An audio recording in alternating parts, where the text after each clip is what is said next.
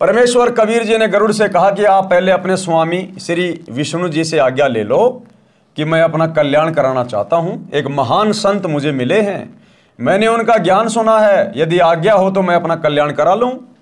मैं आपका दास नौकर हूँ, आप मालिक हैं, हमें सब समय इकट्ठा रहना है। यदि मैं छिपकर दीक्षा ले लूँगा तो आपको दुख होगा।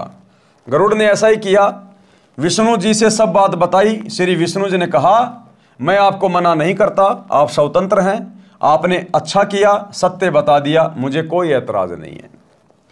हे धर्मदास, मैंने गरुड़ को प्रथम मंत्र दीक्षा 5 नाम कमलों को खोलने वाले प्रत्येक देव की साधना के नाम दीक्षा दी।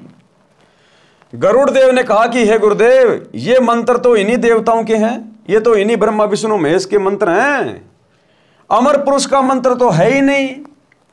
परमेश्वर कबीर जी ने कहा कि ये इनकी पूजा के मंत्र नहीं है, यानी मैंने तुझे जो 5 मंत्र दिए हैं ब्रह्मा विष्णु महेश के, ये इनकी पूजा के मंत्र नहीं है।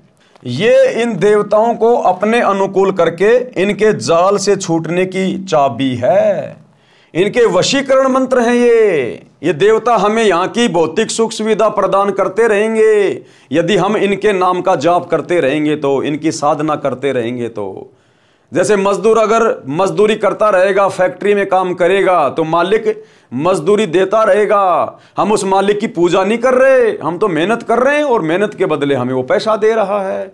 तो गुरुदेव ने कहा कि ये 5 मंत्र इन देवी देवताओं के जो मैंने तुम्हें दिए हैं, ये इनकी पूजा नहीं है, ये इनकी साधना है। साधना में पूजा में रात दिन का अंतर होता है। ये इनके वशीकरण मंत्र हैं।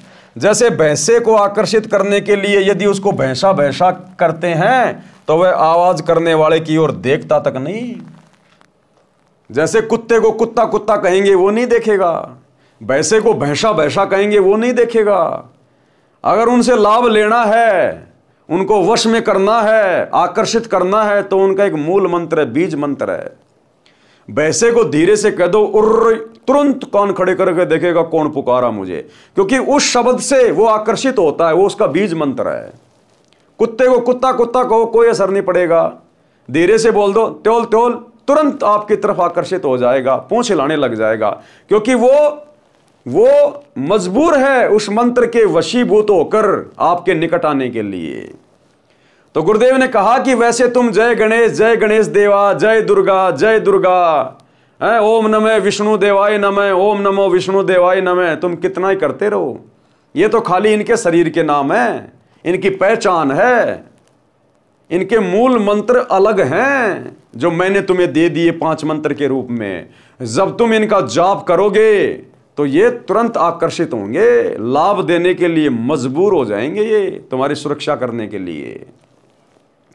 तो वो 5 मंत्र जो गरुड़ जी को दिए, वही 5 मंत्र तो आप और हम भगत भाई बहनों को गुरुदेव दीक्षा में दे रहे हैं। हमें तो वरन उससे 2 मंत्र और ज्यादा दे रहे हैं गुरुदेव, हमें तो 7 मंत्र दे रहे हैं। गरुड़ को तो केवल 5 ही मंत्र दिए थे, क्योंकि उस योनि में मोक्ष नहीं हो सकता। मोक्ष के लिए तो धरती पर मनुष्य शरीर स्त्री या पुरुष का प्राप्त करना पड़ेगा। तो केवल गरुड़ के अंदर भक्ति का बीज डालने के लिए, उसकी उस योनि को छुड़वाकर उसको मनुष्य योनि देने के लिए और आगे की पूरी भक्ति देने के लिए परमात्मा ने उसको शरण में लिया था।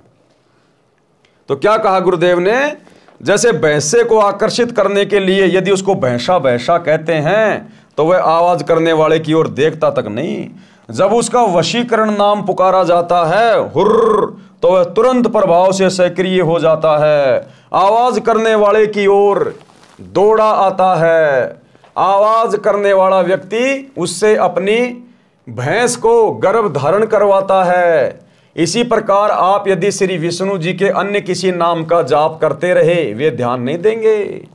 जैसे लोगों ने किताबें बना रखी है, विष्णु सहस्त्रनामा, विष्णु के 1000 नाम, लोग रटते रहते हैं उसके 1000 नाम, कुछ नहीं होगा। 0/0, समय खराब, श्वासें खराब, व्यर्थ में थूक बिलो रहे हो।